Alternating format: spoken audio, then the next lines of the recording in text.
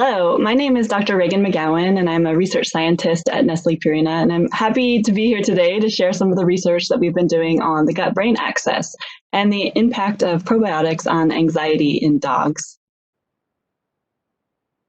So anxiety is a big concern for pet owners, and in fact, behavioral issues related to anxiety are among the top reasons that pet dogs are relinquished to shelters. Chronic behavior issues with a highly anxious pet can be difficult to manage, be stressful to the pet owner, and may be detrimental to the relationship between the owner and that pet, really damaging that bond that connects them. Inevitably, living with an anxious dog can be just as emotionally draining for the owner as for the dog itself.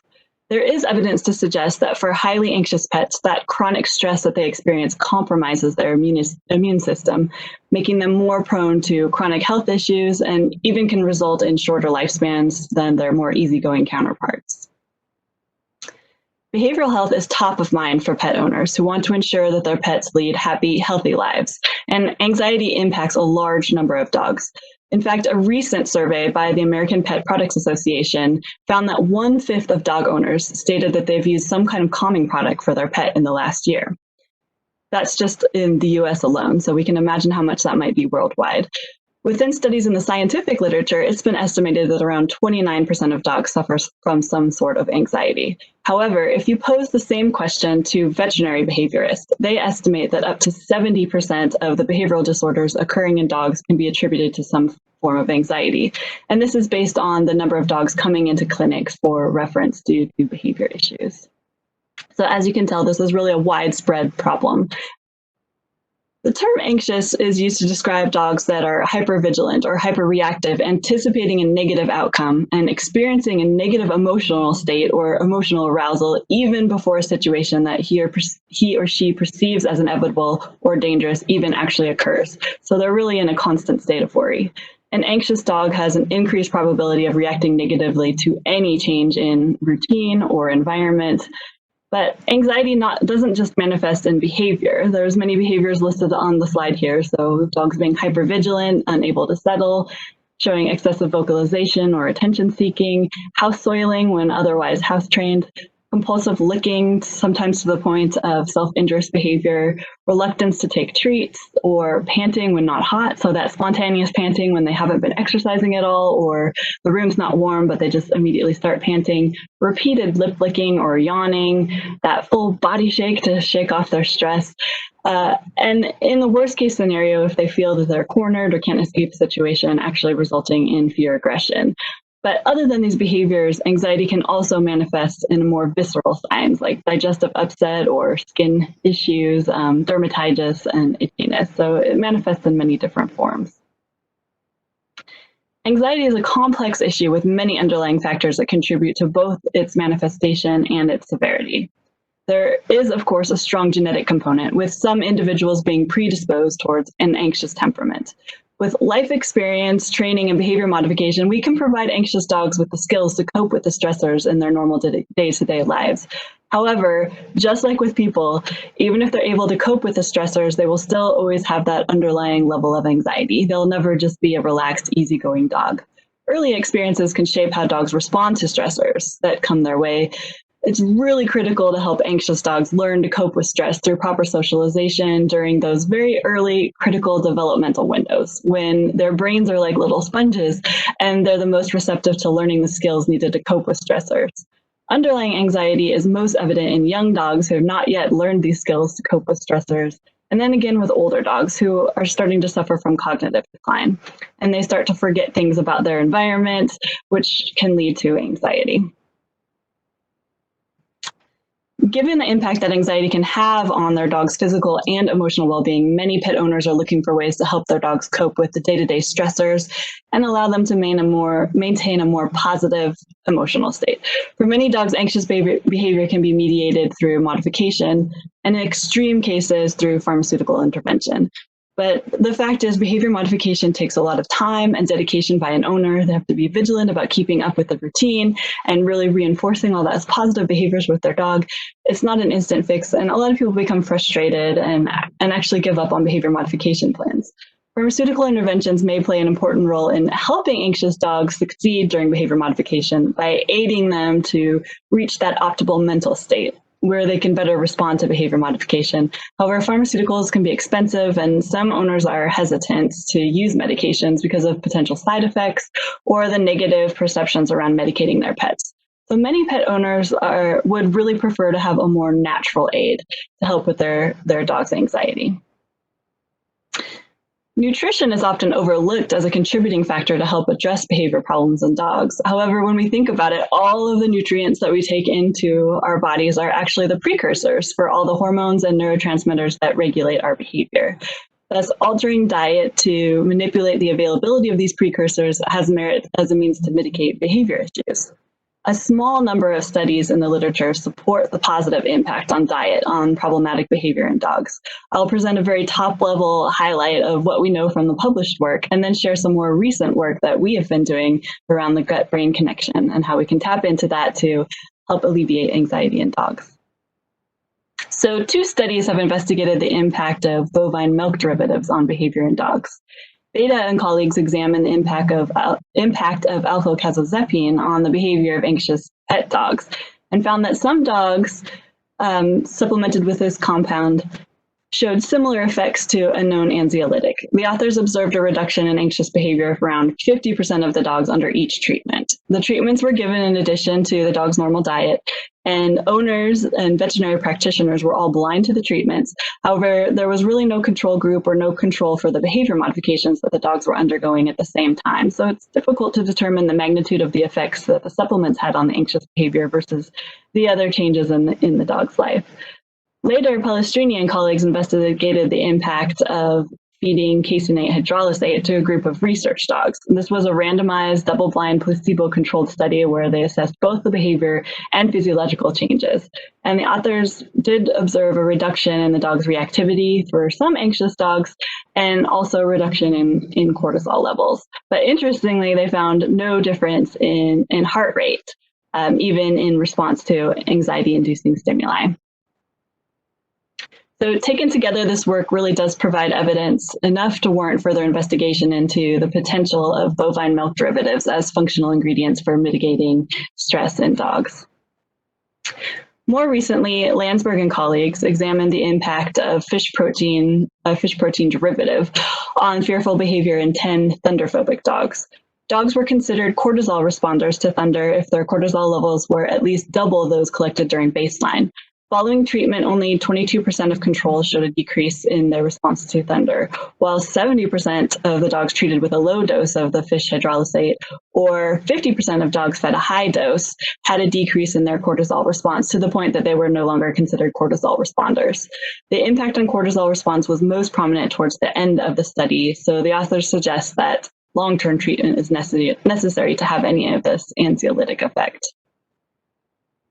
A handful of studies have investigated the impact of amino acids and protein levels on the behavior of dogs.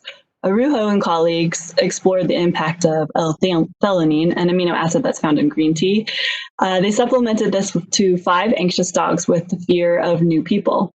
Dogs were compared with formalized tests and in a controlled laboratory study. These 5 dogs were more willing to approach and interact unfamiliar people. And this was definitely seen after supplementation. Bosch and colleagues investigated the impact of tryptophan supplementation on mildly anxious dogs, and dogs were compared to both through both owner observations and formal behavior tests. And despite marked increase in plasma tryptophan concentrations, there was no detectable change in the behavior or even in the salivary cortisol that could be attributed to the tryptophan supplementation. Some owners like to refer to Dr. Google for information, and there's a good deal of information floating around the internet that relates to high protein levels and aggression in dogs. There's very little published work around this, but 2 studies in particular have addressed this question.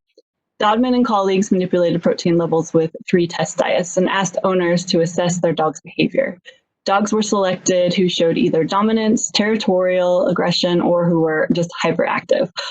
All 3 groups, the manipulation of dietary protein level had really no measurable impact on behavior. However, for a subset of fearful dogs who also demonstrated territorial aggression, owners noticed some reduction in their aggressive behavior, only when they were fed the diet with a low or medium protein levels. The authors concluded that while the reduction of dietary protein may help a subset of dogs, it's not generally useful in the treatment of behavior problems in dogs. DiNapoli and colleagues examined the impact of tryptophan supplementation coupled with dietary protein levels on dogs with dominance aggression, territorial aggression, or again, hyperactivity. Owners were asked to assess their behavior changes in their dogs. Again, as in the Dodman study, there was no impact on the behavior of any of these groups of dogs. There was also no significant difference of plasma tryptophan or serotonin between the dogs on the different diets. However, when the authors pooled the data together from all of the groups, tryptophan supplementation was associated with some reduction in aggression. So based on the evidence at hand, it's unclear whether the level of protein or specific makeup of the protein provided would have any meaningful influence on behavior. So further investigation is needed to draw any conclusions about protein levels and behavior in dogs. One study has explored a combination effect using a diet containing both the bovine milk derivative and also tryptophan. Cato and colleagues fed small dogs a diet containing both the tryptophan and alpha-casozepine and asked owners to self-report any improvement in the dog's behavior. Owners did report improvement for their dogs and when they were on the test diet. And in addition, cortisol was assessed after a trip to a veterinarian for nail trimming. Cortisol spikes in response to the vet nail trim were lower for the dogs that had been fed the test diet. Unfortunately, there was no control for the effective time or the repeated visits to the vet for the nail trim. And all of the dogs were first fed the control diet and then fed the test diet. So the repeated visit to the vet clinic was all in the test diet. So it's pretty difficult to tease out the influence of just going to a vet to the second time. On the nail trim response, because as we know, with repeated exposure, dogs might just become better. So the authors state that it's really difficult to determine if the effect that they saw was due to the alpha-casozepine or increased levels of protein in the diet or other differences in the diet, such as ratios of fat, carbs, etc., between the different foods. So while there's some evidence here, it's a little difficult to tease out what impact the diet actually had versus the other things going on in the pets' lives. The final studies of note investigated the impact of homeopathic or herbal blends on the behavior of dogs. Cracknell and Mills supplemented pet dogs who were reactive to fireworks with a homeopathic blend and asked owners to report any improvements. Interestingly, 65% of owners in the placebo group and 71% of owners in the test group reported improvements. So this really speaks to the reality of the placebo effect when there's an emotional tie for owners. Pet owners are so desperate to find a solution for their anxious dogs that they will often look hard and interpret any subtle changes in the behavior of the dogs as improvements. And this is to be expected. We all want to find solutions to help our pets, so we'll look hard for it and find it, even if it might not be there. Later, DePorter and colleagues supplemented thunderphobic dogs with a different homeopathic blend and subjected the dogs to a formal simulated thunder challenge and found that 60% of the dogs on the treatment showed improvements in the amount of fearful behavior compared to only 25% of the control. So the latter study does show some promise towards an herbal remedy helping to alleviate symptoms of anxiety in some dogs. So although this handful of studies exist in the literature, they're not without their confounds and their limitations. So when we decided to look at this, we really set up a holistic approach where we could incorporate both behavioral and physiological measures in a very controlled research setting where we could control every aspect of the dog's life to ensure that we were only looking specifically at the impact of what we were feeding them would have on their behavior as opposed to other changes in their lives. We really wanted to tap into this communication between the gut and brain because there really is something to that old adage about having a gut feeling about something, as your gut and brain are in direct communication constantly and linked through what is coined the gut-brain axis. I'm sure that everyone has experienced how the brain impacts the gut. Often, if we get really stressed out and we just are amazingly stressed in our brain, we can feel this in our gut, and this manifests as something like digestive upset. And the communication works the opposite way as well. So all the nutrients that we're feeding into our gut, those are serving as those precursors for neurotransmitters and hormones that control our behavior. And the microbes in our gut have a direct line of communication straight from the gut to the brain via that vagus nerve. The entire enteric nervous system is connected straight up to the brainstem through that vagus nerve. In fact, the gut is often referred to as the second brain. We were interested specifically in the role that probiotics might play in helping to mediate anxious behavior. Purina already had a body of research around the probiotic SF68 and its positive impact on both gut health and GI comfort during times of short-term stress. Our colleagues at Nestle had been studying the strain BL999 for its potential impact on subjects with IBS or IBD, and actually found that administration could help reduce anxiety-like behavior. At that time, work was also coming out of academia, which demonstrated that anxious behavior could be transferred from one individual to another just from the gut microflora.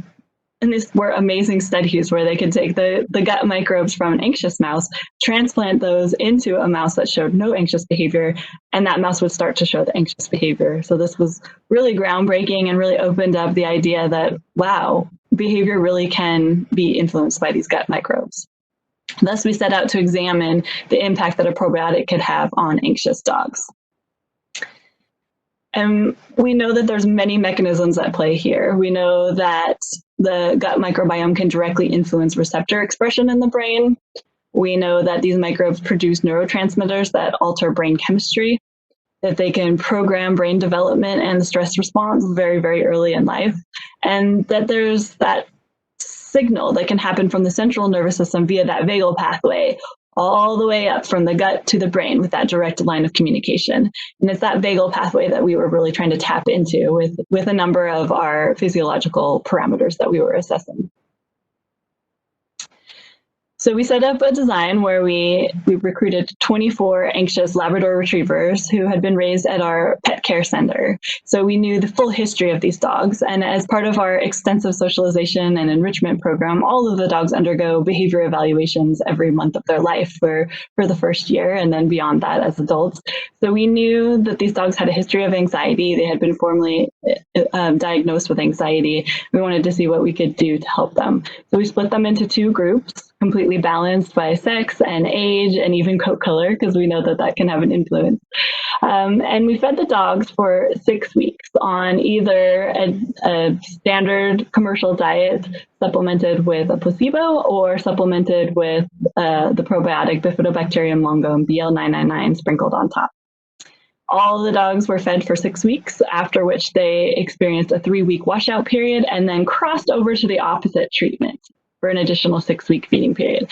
Now, this was critical so that each dog could be their own control. As we all have different baseline levels of physiology and anxiety, it's important to always compare an individual to his or herself. So in this way, we had data for each dog under both treatments and could also control for the impact of time.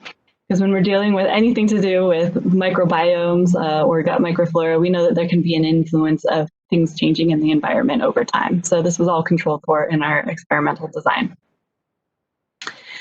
During that 6-week feeding period, we assessed the dogs for any changes in their day-to-day behavior. We looked specifically for behaviors that would be indicative of anxiety or anxious behaviors out in their home environment, such as barking, jumping, pacing, or spinning. We also assessed how they responded when they were out and about on walks or visiting our veterinary clinic or going for a bath with our groomer, just to see how they were responding in general to the stressors that came to them in their day-to-day life.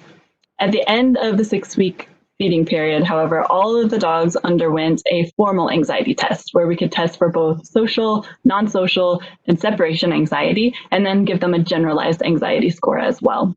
And in this case, we were looking not only for behavioral changes, but also physiological changes. So dogs would come to a novel room, which they hadn't been to before. And between the two treatments, we decorated the room differently so that it would look very different to the dogs and be very novel to them. This included changing what was hung on the walls, changing things on the floor, changing the lighting in the room, adding different scents to the room, and even walking dogs on a different path. This ensured that each time the dogs had the test on both treatments, that it was a novel environment for them. We brought them into the room and we had background music playing. And this was to look for something that we call the sudden silence effect. So dogs were brought into a room, music's playing, they're allowed to explore the room. This is a bit of an open field challenge. We see how much they're exploring the room, how much time they're spending on the edges versus the middle. And then after about 1 minute, the music shuts off and we see their response to that sudden silence. This is akin to if you've ever been in a mall or a grocery store and you have background music playing and then all of a sudden it turns off. You think for a minute and you become vigilant. Wait, what's changed? And then you realize, oh, the music turned off. So it's that sudden silence and vigilance. After that, the dogs are allowed to explore the room again. And then we have a novel noise that appears that's a startle to them. So this is something they hadn't heard before. It could have been an elephant call or chimpanzee, some kind of loud noise. See their response to that, and then we again allow them just to explore the room, and then we expose them to a novel object. So this could be a little motorized car that drives out from the corner, or a ceiling panel that opens up and balloons fall down. This is just something new and surprising. So it could be similar to something that your dog might experience out on a walk. If something new that's not usually out in your neighborhood is out. Or for my anxious dog, even if the garbage cans are out on garbage night, it's something surprising to her on a walk. We then assessed the impact of the dogs being introduced to a stranger. So we had someone come in the room that was dressed in unusual clothes that the dog hadn't seen before. We always have their face covered so the dogs can't look at their faces and read their intentions because they're so great at reading people. So this was a stranger coming in, face covered with sunglasses or a mask, a hat on, sprayed down with different scents so they smell different than any person they had met, a true stranger. So this would mimic, let's say if you had construction going on at your house and you had some contractors there wearing their hard hats and tool belts, or something like Halloween where you have trick-or-treaters showing up in costumes at your door, something different and surprising to the dog in relation to a stranger. And then we all clear out of the room and we leave the dog alone for a short period of separation to assess separation anxiety. Throughout this entire formal anxiety test, we have the dogs rigged up with cardiac monitors so we can look at both their heart rate and heart rate variability. And also before the anxiety test, we took saliva sample and then again afterwards so we could assess any changes in salivary cortisol. So in this way, we're looking both at the behavior and physiological changes. So what did we see? Well, in our weekly scans, again, we were looking specifically for things like barking, jumping, spinning, or pacing, and any reduction in these behaviors we thought would reflect a positive change in the emotional state of the pet. And so you can see that this, again, remember, is comparing the dogs to themselves. So under both treatments, the same dogs, we saw a significant reduction in barking, jumping, spinning, and pacing when the dogs were supplemented with the probiotic BL999 compared to when they were supplemented with the placebo.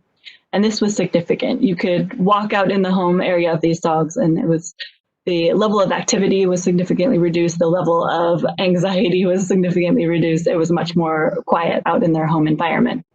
In addition, these dogs were much less reactive out on walks. When going to the veterinarian or the groomer, they were much more easygoing and more receptive of meeting new people and interacting with new things out and about.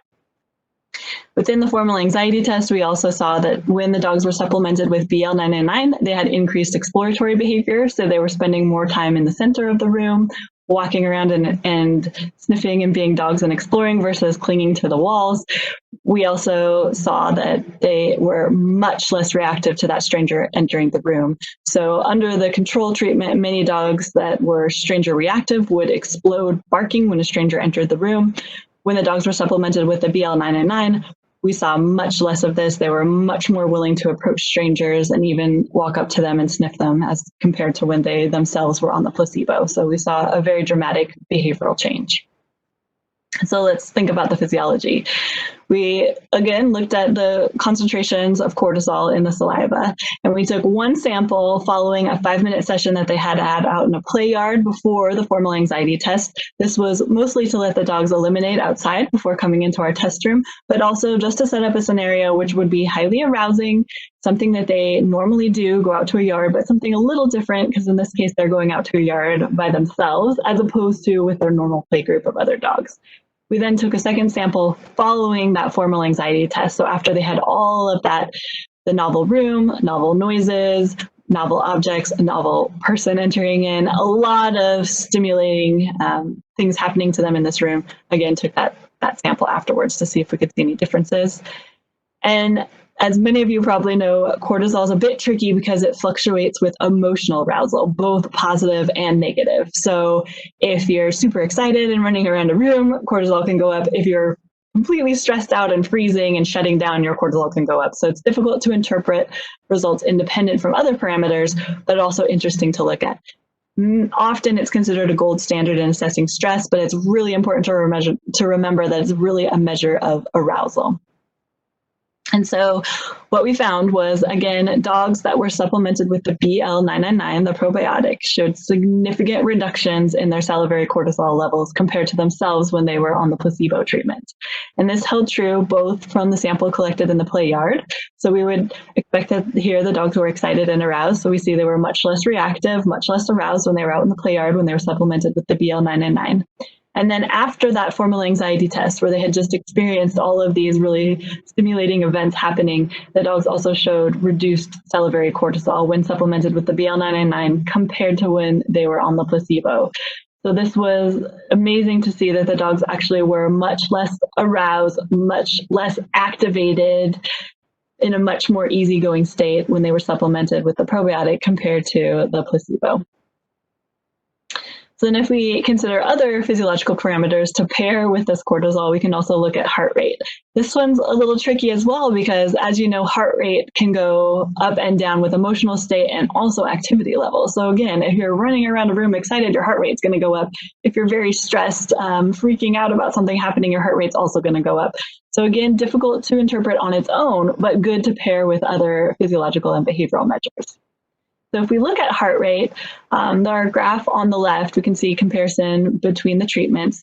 We see that when the dogs were supplemented with the BL999, the bifidobacterium probiotic, they had significantly reduced heart rates throughout that formal anxiety test than when they themselves were on the placebo. So they were in a more calm state, less aroused state.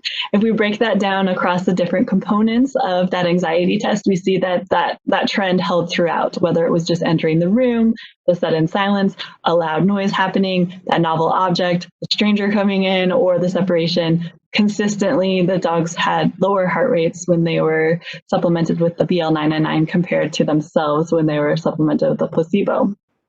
So that was really interesting to see. If we take that a step further, we can actually look at heart rate variability.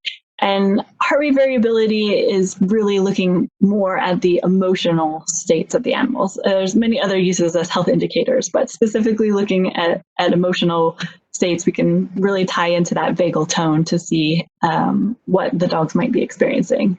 So in this regard, if we look at the distance between the heartbeats, that variability, if dogs or people are in a positive emotional state, there should be a lot of variability there, where the distance is going from close together to far apart, back and forth a lot. This means that you're relaxed, behaviorally flexible. Hopefully most of you listen to this, maybe you're mildly entertained by my talk and you're feeling pretty relaxed, so you should have pretty good heart rate variability right now. However, if you get stressed and you get into that fight or flight mode, the distance between those heartbeats becomes very regulated.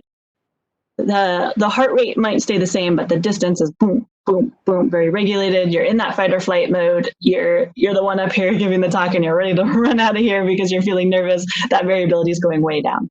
So if we look at the heart rate and a dog's heart rate is going up, but variability is going up, we know it was a positive excitement, like play or something fun going on. If the dog's heart rate is going up and variability is going down, we know that was a negative increase in heart rate. They're feeling really stressed. And by the same regard, if heart rate is going down and variability is going up, the dog's in a very positive, relaxed state. If heart rate is going down and variability is going down, the dog is really stressed and just shutting down, not responsive at all to what's going on around them. So this is a good way to key into what the emotions are telling us.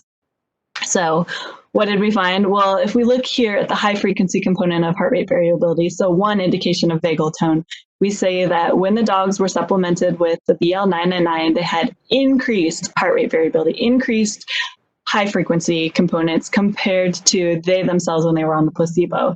And again, this held true throughout that anxiety test, save for that novel object, which was very similar response, looking at the emotional state of the pets. But throughout, we see that it was much higher, significantly higher for the dogs when they were supplemented with the BL999 compared to when they were on the placebo. So this is telling us that even in response to all of those anxiety-inducing stimuli, the dogs were in a much more positive emotional state when they were supplemented with the probiotic. We can look at another indicator, the RMSSD, or root mean squares of successive differences of heart rate variability, another indication of vagal-mediated heart rate variability. We see again that when the dogs were supplemented with the BL999, they had increased levels of heart rate variability compared to when they were supplemented with the placebo. And again, every dog is compared to themselves. They're their own control here. So this was really interesting to see that the dogs were in a much more positive emotional state when they were supplemented with the BL999 compared to when they themselves were supplemented with the placebo. So altogether, we saw a decrease in those problem behaviors. So dogs showed reductions in barking, spinning, pacing, jumping. These are things that were quite noticeable out in their home environment. These are quite notable for an owner at home that has an anxious dog. They were also less reactive out and about on walks or going to the veterinary clinic or the groomer.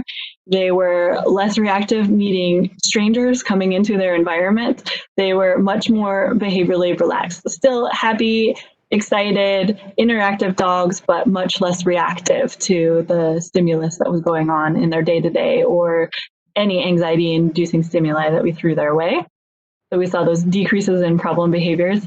We also saw a decrease in stress response, so specifically pointing to a decrease in salivary cortisol levels, both in a high arousing situation like being out in a play yard, and also after a formal anxiety test where they were exposed to new sounds and people and novelty, much decreased response to this. So the dogs seemed to be better coping with everything that was coming at them. Their body was having less of that physiological stress response.